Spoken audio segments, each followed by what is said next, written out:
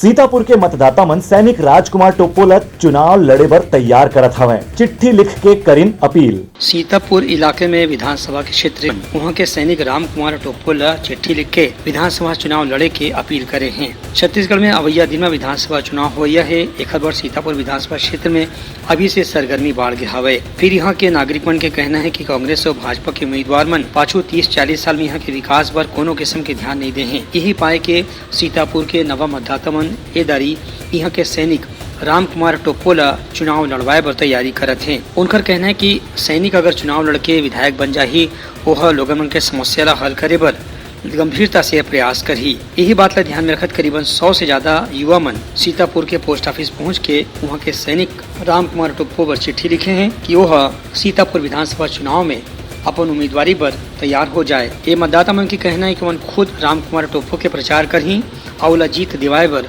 हर संभव प्रयास करही। हम युवा एक होकर के अपने क्षेत्र में हो रही समस्याएं, जैसे आज हमारी माताएं बहनें सुरक्षित नहीं है अपने क्षेत्र में, भ्रष्टाचार चरम सीमा पर है सर।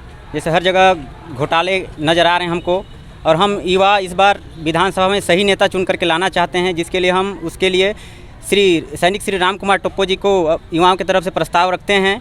और हम चाहते हैं कि वो यहाँ आए और यहाँ की समस्या को दूर करें।